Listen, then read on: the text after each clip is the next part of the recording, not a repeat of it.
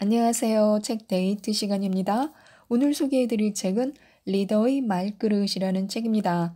김윤나 지음 카시오페아에서 나온 책입니다. 리더의 영향력은 말그릇에서 나온다고 하는데요. 이 책에서 칭하는 리더란 특정한 직업이나 직책을 가진 사람을 의미하지 않습니다. 우리 모두가 리더입니다. 리더의 말그릇을 키워서 사람을 성장시키고 성과를 높이는 방법에 대해서 알려주고 있는데요. 지금부터 하나씩 살펴보도록 하겠습니다. 사람은 누구나 말을 담아내는 그릇을 하나씩 가지고 있습니다. 그 크기와 깊이만큼 말을 사용하는데요. 따라서 어떤 말그릇을 가진 리더와 일하는지에 따라서 대화는 다른 결말을 맺기도 합니다. 말그릇이 넉넉한 리더는요, 기분에 따라서 말을 사용하지 않습니다. 곧바로 바르르 끌어오르지도 않습니다. 자신의 마음을 인지하고 말을 분별할 수 있기 때문인데요. 동시에 타인의 말을 해석하고 해독할 줄도 압니다. 마음의 자리가 빠듯하지 않아서 말 뒤에 숨겨진 긍정적인 의도까지 찾아냅니다. 말그릇은요, 말의 근원, 곧 마음을 뜻합니다. 말그릇이 크다는 것은요, 마음을 넓고 깊게 사용할 줄 안다는 뜻입니다. 씨름 앞에서도 마음의 평정을 유지하고 다름을 마주할 때는 존중의 마음에 집중하며 모름 안에서도 성장의 마음을 발동시킬 수 있습니다. 이제는 리더로서의 말그릇을 키우는 연습을 시작해야 할 때입니다. 마음의 구조를 이해하고 마음을 인식하는 훈련을 거쳐서 마음으로 소통하는 그런 대화를 연습해야 합니다.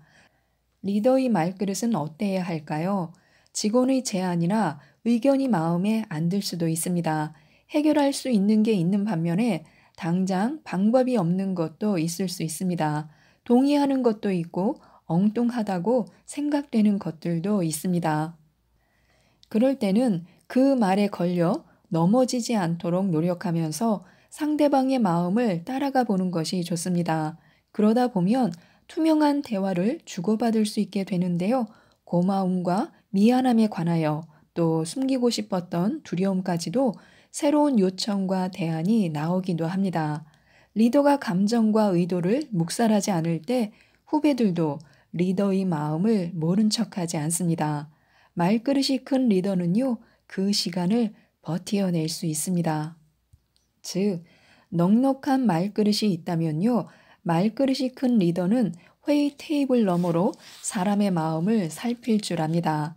대화가 공격과 방어, 비난과 추궁으로 흘러갈 때도 이것이 우리가 원하는 목적지가 아니라는 것을 인식합니다. 그리고 대화의 방향을 바꾸기 위해서 숨은 마음을 꺼내 놓아야 한다는 것도 잘 알고 있습니다. 이때 마음을 꺼내 놓는다는 뜻은요, 구체적으로 다음 세 가지 능력이 있다는 것을 의미합니다.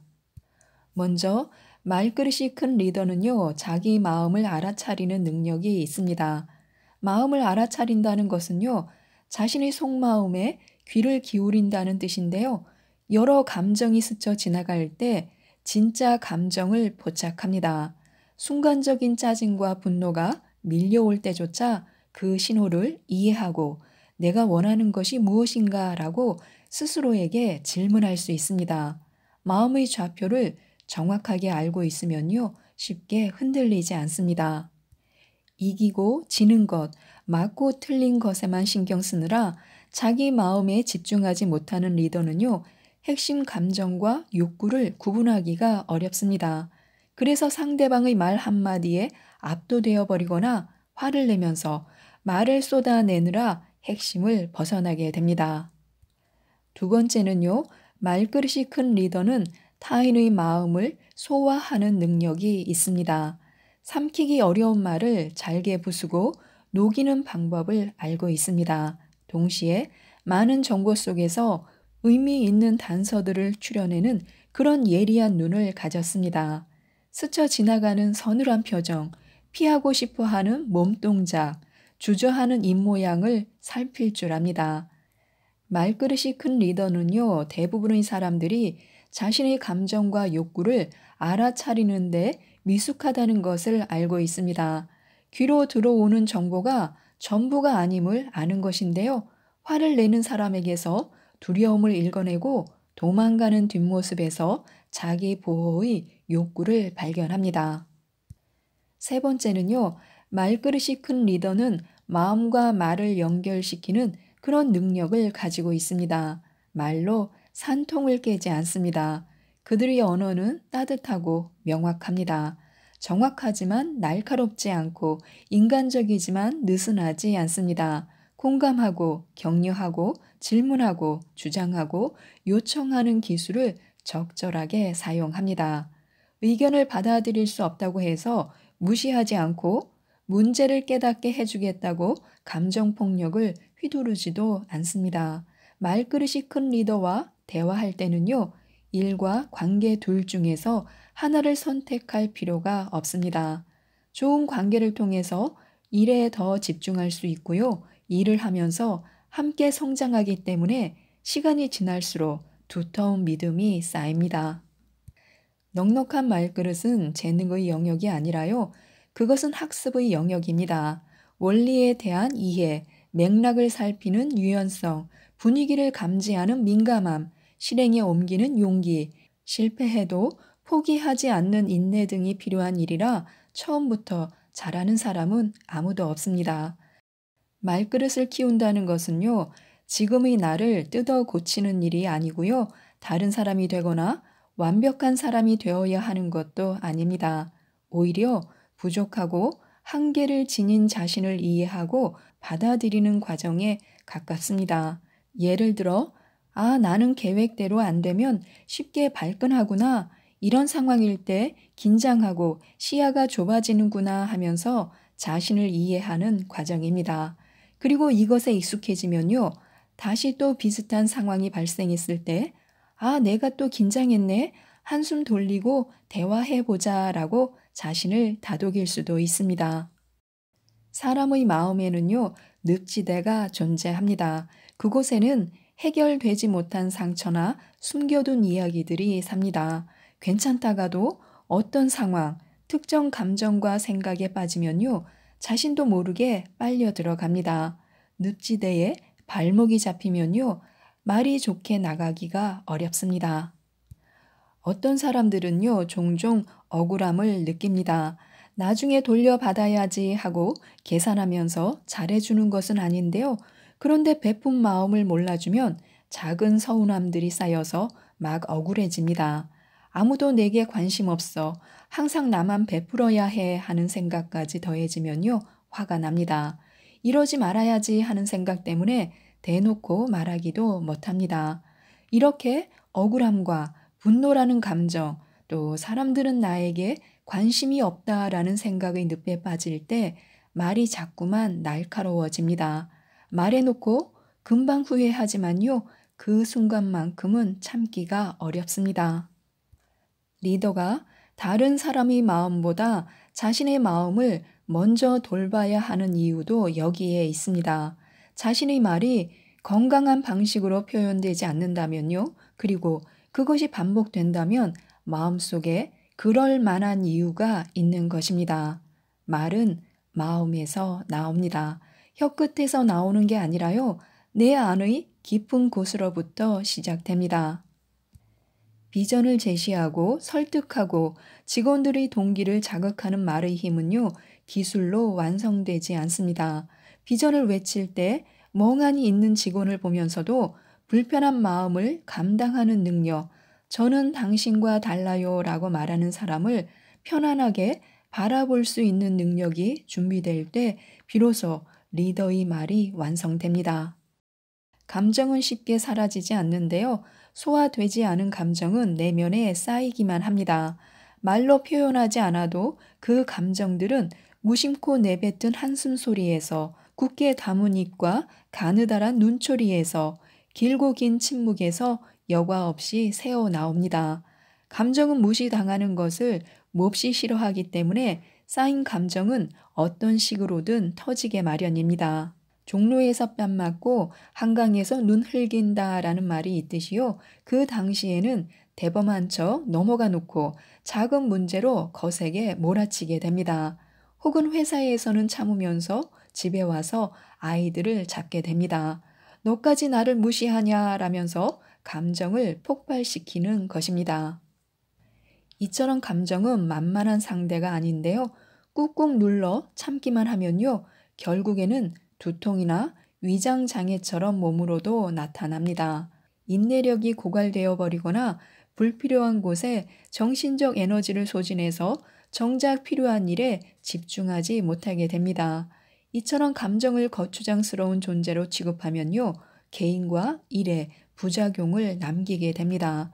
무시하지 않고 감정을 살피고 인정해주는 작업을 모르는 척해서는 그래서 안 됩니다. 물론 자신이 느끼는 감정을 모조리 드러낼 필요는 없습니다. 현실적으로 그럴 여유도 없지만요. 솔직하게 말하게 하면서 너무 많은 감정을 드러내면 상대방도 부담스러워 할 수 있습니다. 그보다는 감정이 몸과 마음을 해치지 않도록 불편한 상황에서도 감정이 압도당하지 않고 적절하게 순환시키는 것이 좋습니다.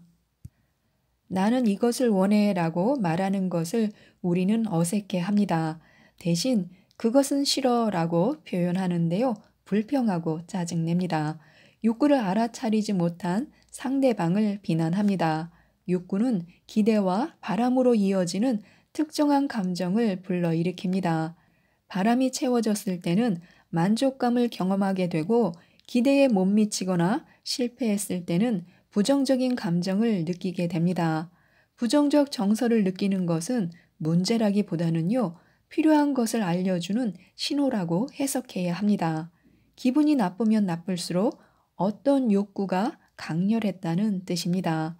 부정적 감정의 신호 아래에는 건강한 욕구가 존재하고 있습니다. 이해받고 싶다, 존중받고 싶다, 소속되고 싶다라는 욕구는요, 누구에게나 타당하고 정당한 것입니다. 갈등은 욕구를 이해하지 못하거나 이해받지 못할 때 발생합니다. 욕구에 집중하지 못하면 자꾸 원망이 생기고요, 자신의 욕구로부터 점점 멀어지게 됩니다. 또한 욕구에 집중하면요, 대화하는 기쁨을 알게 됩니다. 나를 존중하고 상대방을 배려하는 과정에서 만족감과 뿌듯함을 느끼게 됩니다. 이야기의 기둥에 집중하게 되는데요. 그럴수록 일도 더 좋은 방향으로 흘러갑니다. 그렇게 될 때 마침내 주변 사람들은 우리의 말에서 편안함을 느끼고요. 우리가 하는 말에 귀를 기울이게 됩니다. 그런 사람이 많아질수록 우리의 마음 역시 더 충만해집니다. 우리가 존중의 대화를 하지 못하는 이유는요, 내가 보고 싶은 것만 보기 때문입니다. 존중의 마음을 돌보고 싶다면요, 보는 것이 바뀌어야 하는데요, 보고 싶은 것 대신에 봐야 하는 것에 집중해야 합니다. 존중의 대화를 사용하는 사람들은요, 나와 상대방이 모두 중요하다는 것을 알고 있습니다. 동시에 내가 옳다고 믿는 것도 타인의 관점에서는 다르게 해석될 수 있음을 받아들입니다. 나의 감정과 상황이 중요한 만큼 상대방의 감정과 상황도 고려해야 합니다. 내가 선택한 방식이 정답이 아닐 수 있고 내가 알고 있는 게 전부가 아닐 수 있습니다. 이런 방식을 사용하면요, 갈등을 다룬다고 관계가 무너지지 않습니다. 다른 방식과 의견이 부딪힐 때 지하층에 흐르는 진심을 보게 됩니다. 존중의 대화를 하는 사람의 말은요, 일방적이지 않습니다. 대화를 더 해보자라는 태도를 가지고 상대방의 감정과 기대, 믿음을 알아보려고 합니다. 나와 다른 생각을 가지고 있다고 틀렸다고 판단하거나 상대방의 태도와 동기를 다 알고 있다고 쉽게 판단하지 않으려고 노력합니다. 말을 독점하지 않고 질문과 주장 사이에서 균형을 잡습니다. 결국 그 과정 속에서 원하는 그림이 명확해지고 구체적인 계획이 세워집니다. 진짜 원하는 것을 꺼내어 다룰 수 있기 때문에요. 대안을 찾는 말이 오고 갑니다. 참는 게 아니라 기다리는 것, 희생이 아닌 협력이 가능해집니다. 존중의 대화를 나누려면요, 나의 관점을 설명하기 전에 상대방의 관점을 먼저 인정해 주는 게 좋습니다. 내 것을 먼저 말하면요. 상대방은 귀를 막지만 상대방의 관점에 먼저 공감하면요. 심리적인 여유와 받아들일 마음이 생기기 때문에 보다 호의적인 태도를 보이게 됩니다. 그 후에 나의 관점을 보여주어야 합니다. 그럴 때도 정확하고 안전한 방식으로 이야기해야 합니다. 지금까지 이 책에 대해서 말씀드렸는데요. 이 책을 꼭 읽어보시고 나의 말그릇은 잘 자라고 있는지 살펴보시기 바랍니다. 내가 하는 말의 영향력을 다시 한번 고민해보고 나의 말이 시간에 따라 유연하고 단단하게 여물어 갈 수 있도록 많은 도움이 되셨으면 좋겠습니다. 이상 책데이트였습니다. 감사합니다.